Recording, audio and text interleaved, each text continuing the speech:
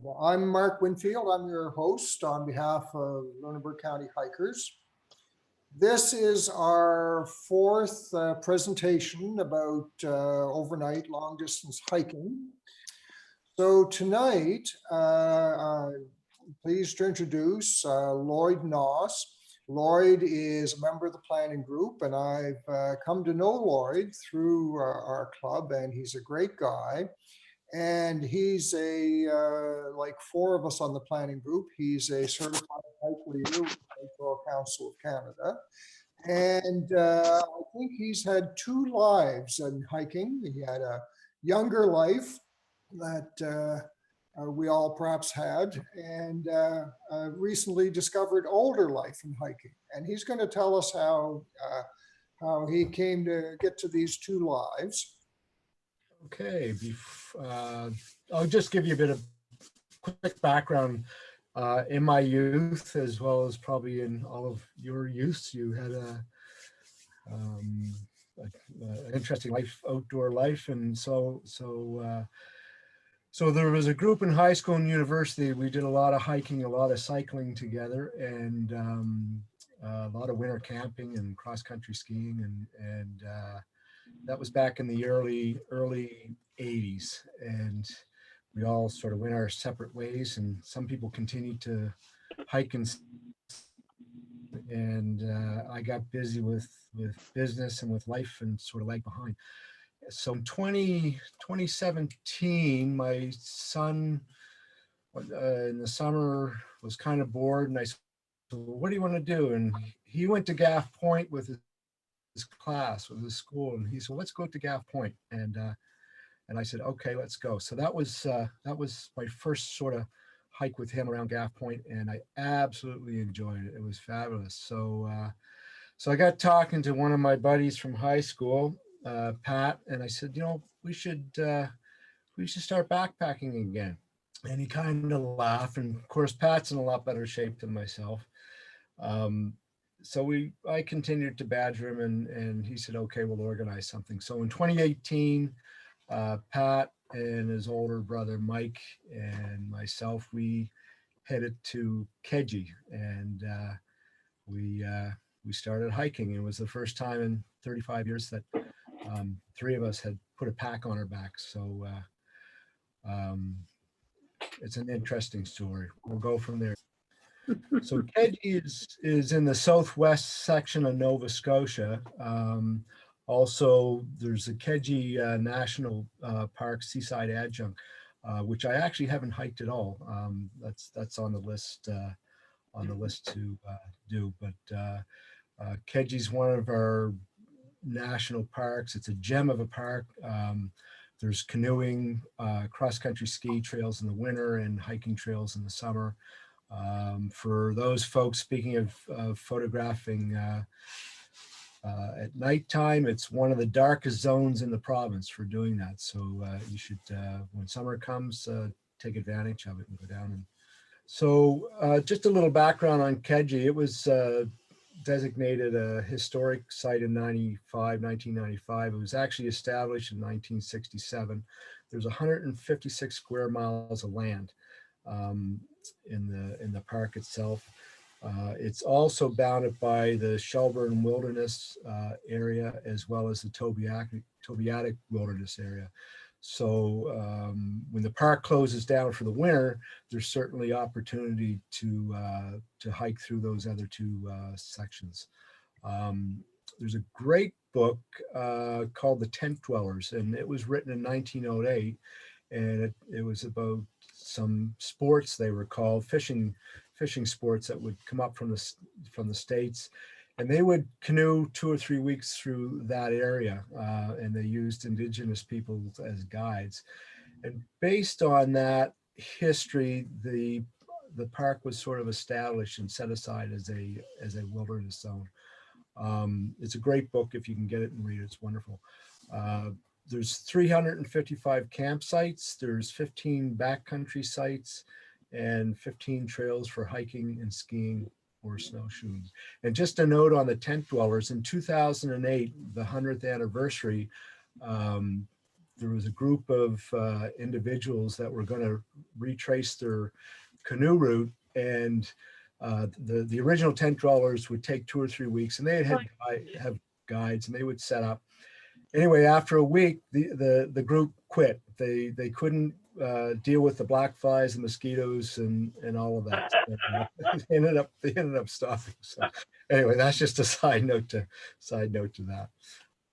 So Keji, so September 22nd, we loaded, actually Pat and Mike arrived at my place, and we loaded up my truck and we headed down, and we went in.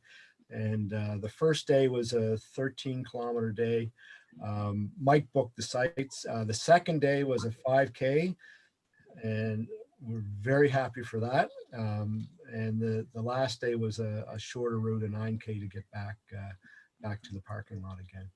So on your far right, you'll see an arrow, and that's the start of the trail. There's a parking lot there, and basically it's an in and out path. There are loops that you can do, but they're upwards of 30 plus kilometers. So basically we walked along what's called Big Dam Lake and heading towards the furthest arrow on the left, which is Frozen Ocean Lake. And that's site 44, and that was our destination for the first night, and it was roughly 13K plus or minus away. And it's I don't know if you've never been to Keji, you have to go. The trails are exquisite. The scenery is unbelievable. It's a real special place to be. So this gives you an indication of the hemlocks and the wilderness that you're hiking through. And again, it's just a fabulous place to go. I can't say enough about it. It's wonderful. So I gotta see, that's Pat on the right and Mike on the left for reference. So this is our summer attire, and keep a note of this. And we caught up with a bunch of other hikers, and I asked them to take a photo of us, and we're smiling, but really we're hurting. We're feeling the hike, and I have a pair of short gaiters that I wear in the summer now, and basically that's a bit of protection against ticks.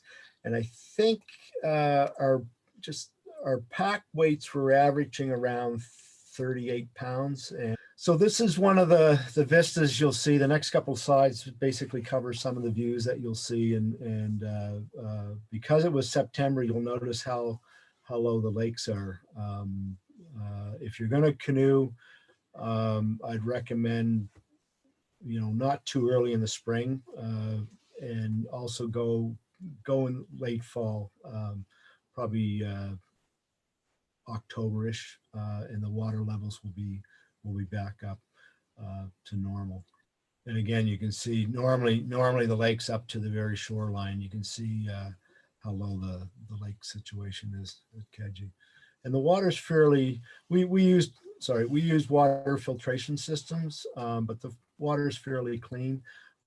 It has a sort of tea color to it because of the peat and the surrounding hemlocks and things that give color to the water.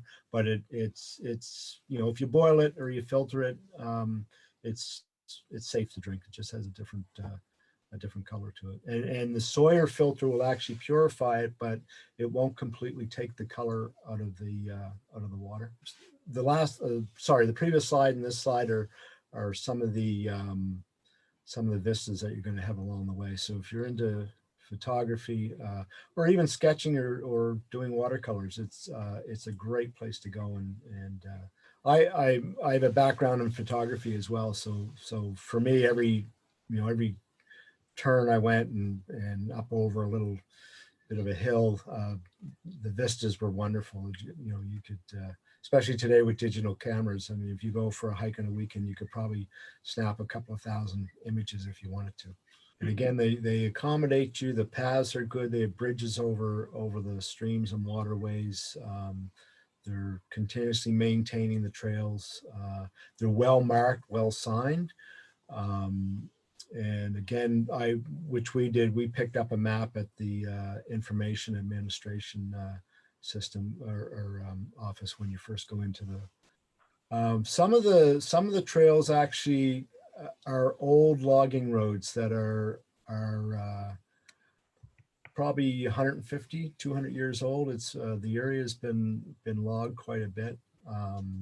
Again, a couple of the waterways and September, when I said, remember that image with the summer attire, September, it can start to get quite cool in the backcountry, and you'll notice a bit of the cold coming off the mist coming off the waterways. And yeah, so and again, this is learning to be prepared, and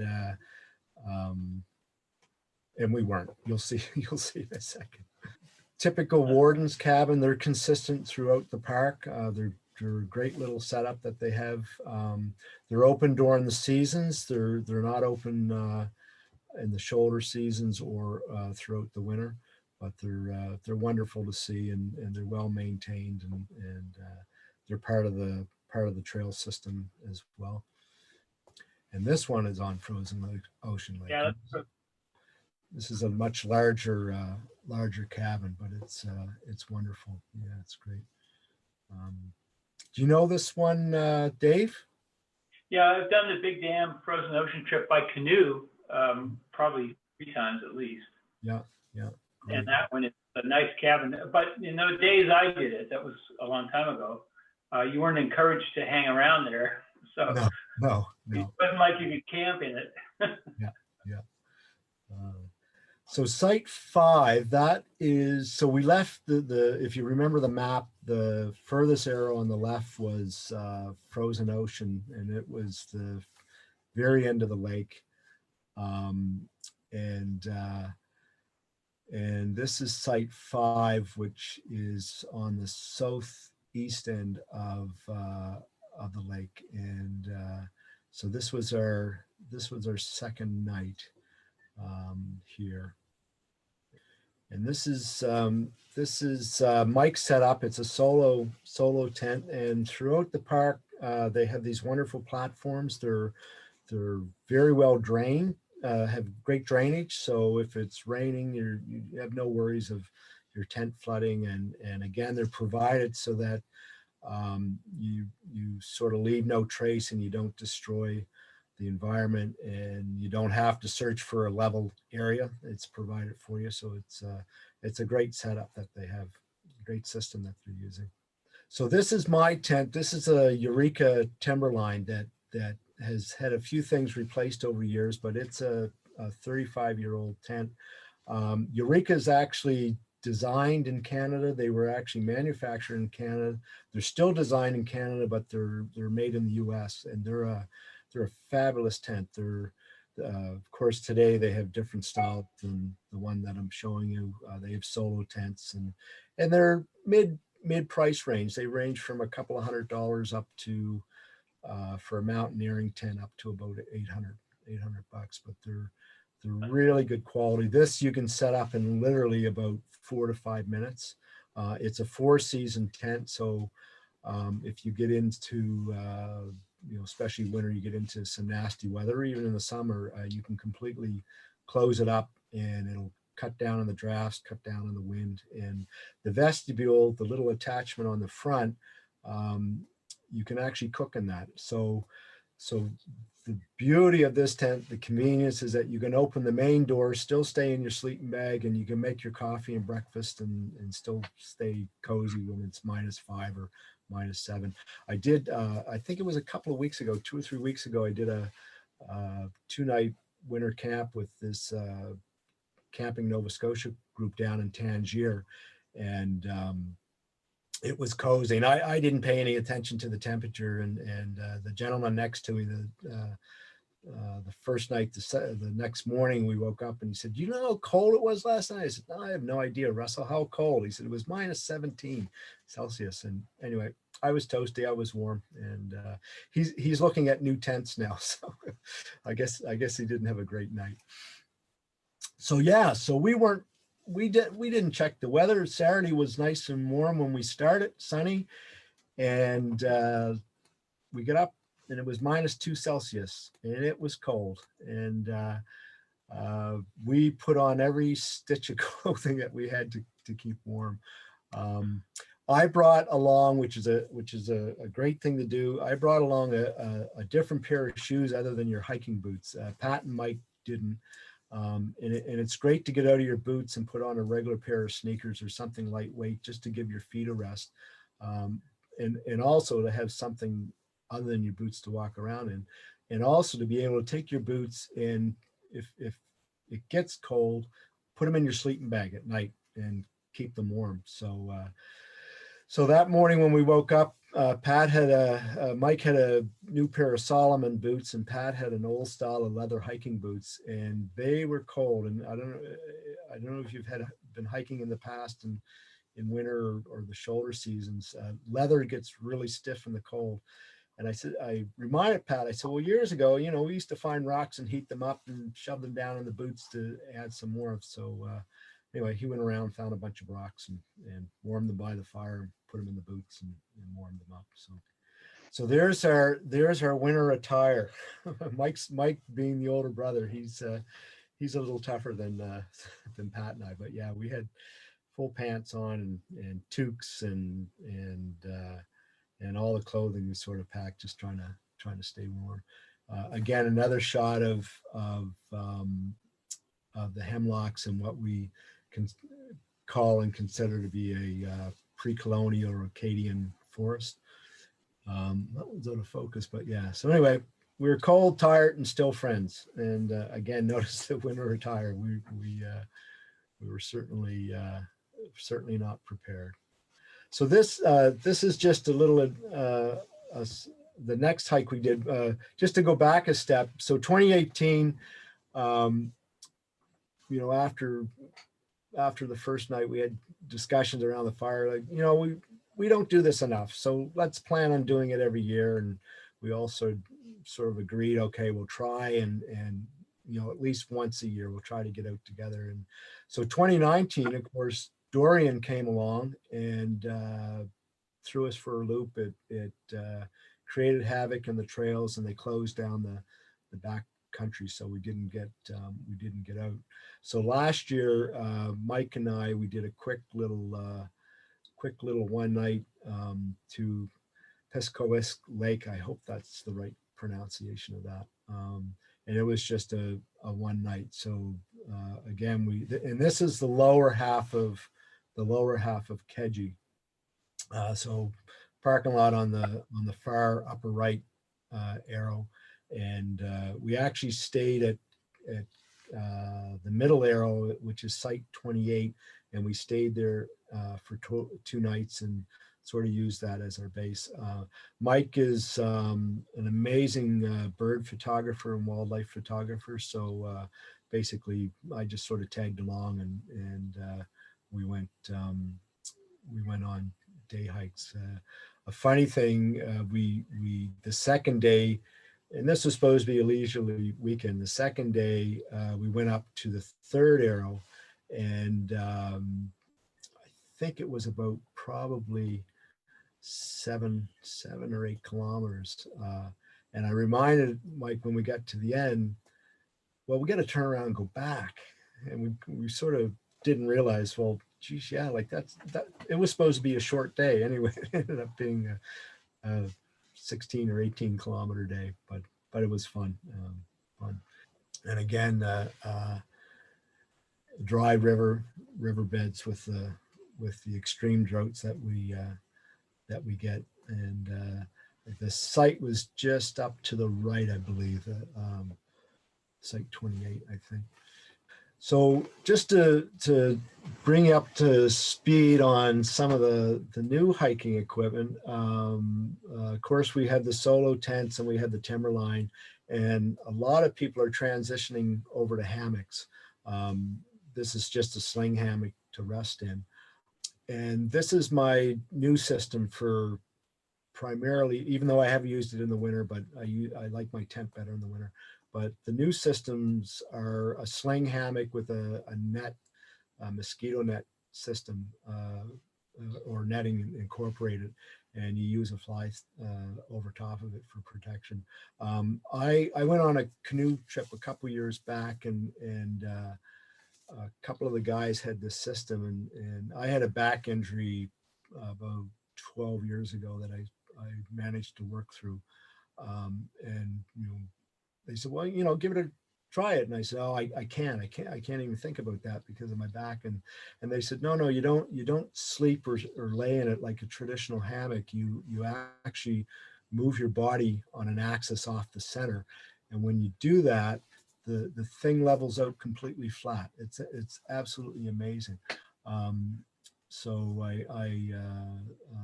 my wife, for a Christmas present, bought me this setup, and I've tried it a number of times. So a couple of things that's great about this system is that if it's raining, you can get the fly up in a hurry. You can set up your netting underneath, your hammock underneath, and you won't get wet. You're off the ground, so again, if it's raining, you don't have to worry about your tent leaking or water flowing down. You can open up the fly system and just sort of use it as a seat to sit back in.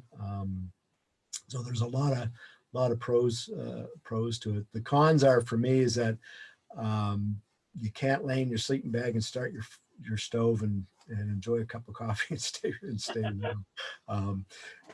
Weight wise, they're about, I think they run around, this particular system runs with the fly probably around 4.5 to 5 pounds. It's not light by any means. Again, if you know your weather, you don't need the fly. You could actually, the fly, you could actually just use the hammock itself, and that would cut down on a bit of the weight.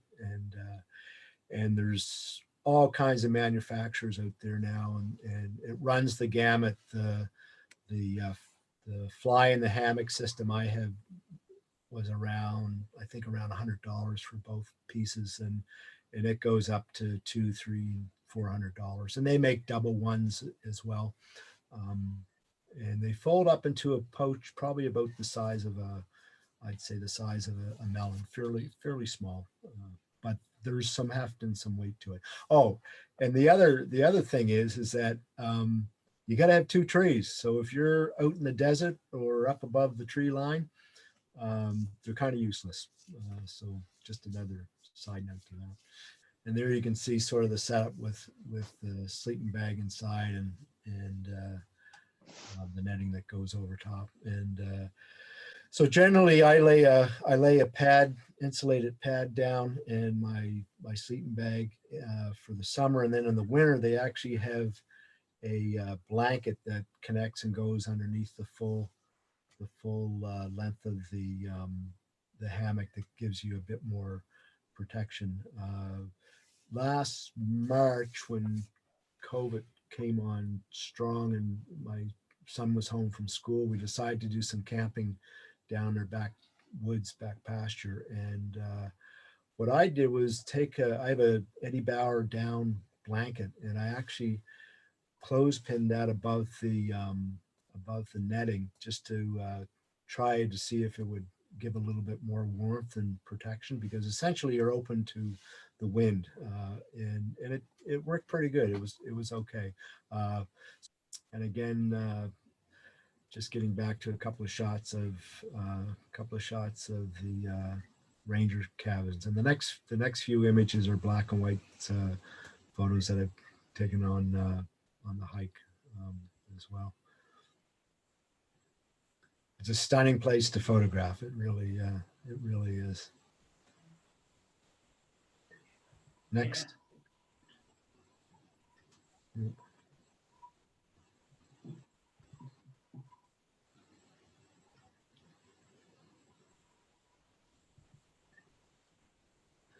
And that's it. That's all I wrote. Nobody's got any questions?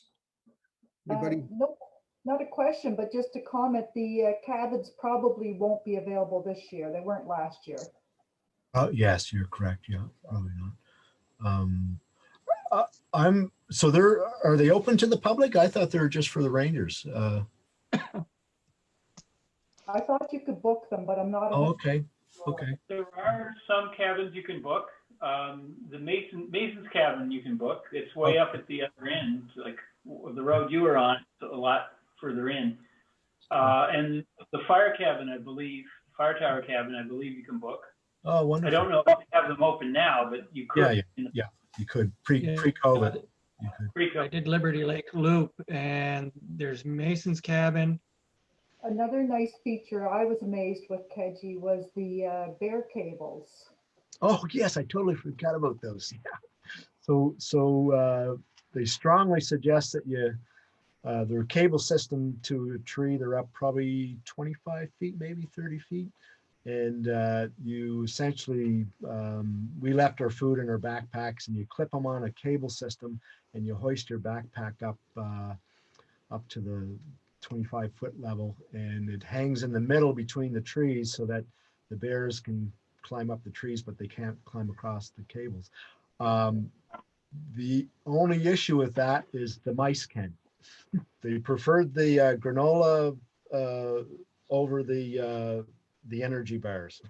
So you had 40-pound packs, basically, is what you're saying. Yeah. Right? Yeah. That's really heavy.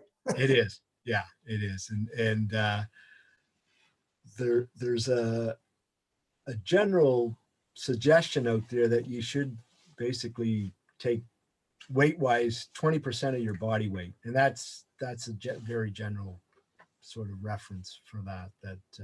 So for me, really, based on my weight, 36 pounds is sort of the optimum,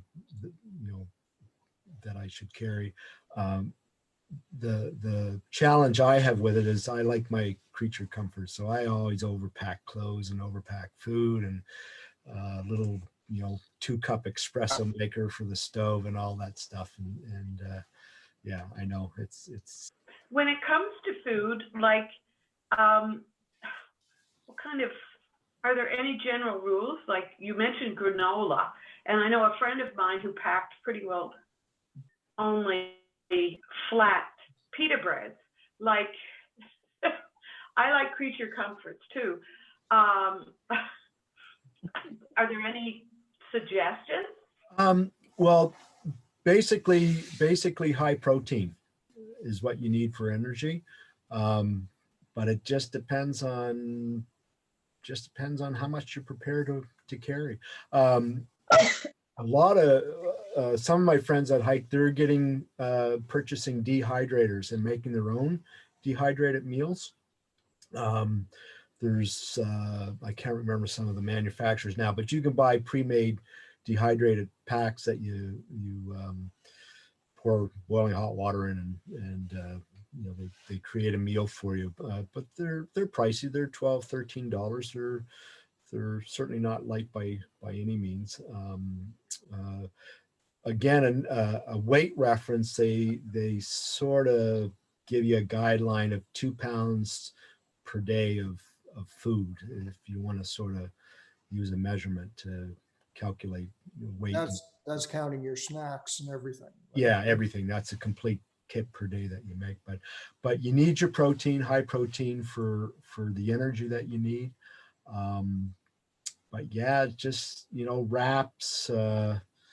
Really, I pack cheese and salami and stuff like that. Because it certainly keeps over 2 or 3 days, no issue.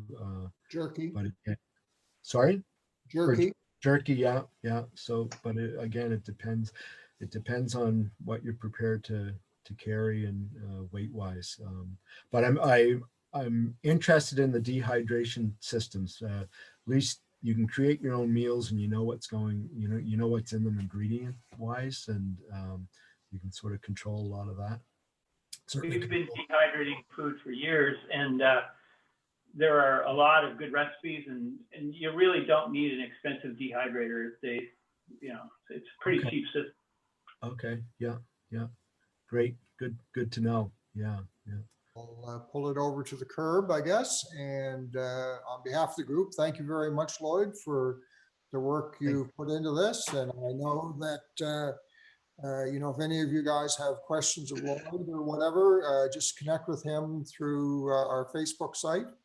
And we hope to see everybody at our upcoming hikes.